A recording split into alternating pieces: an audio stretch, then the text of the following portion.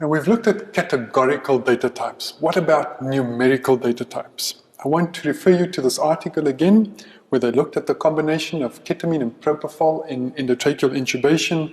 And if you look again at table number 1, you'll see the variable crystalloid use. We see 3,180 mil, 1,000 mil. We see all the values there.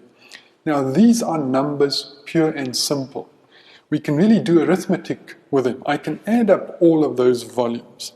I can compare the different patients to each other. I can tell you that patient 1 received 3.18 times more than patient number 2, because there is a set difference between those two numbers. The difference between 1,000 and 2,000 mil is exactly the same difference as between 6,000 mil and 7,000 milliliters. Now, there are two types of numerical data. One is called interval and the other one's called ratio.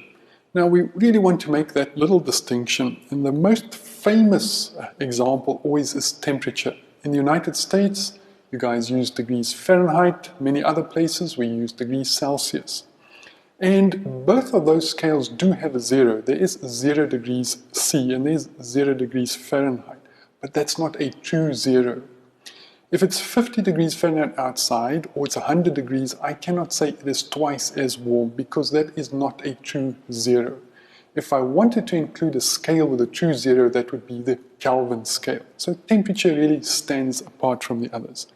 Normally though, the data that we deal with, as far as numerical data is concerned, is of a ratio type that has a true 0.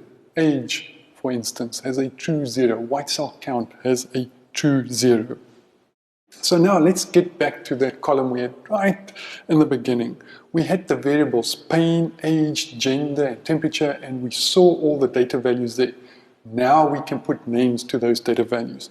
Remember the pain scale? Those were not true numbers. There was some order to them. So those data values we can call ordinal categorical. If we looked at the age, that would be a ratio type numerical, because put them in order, they're true numbers and they have a true 0.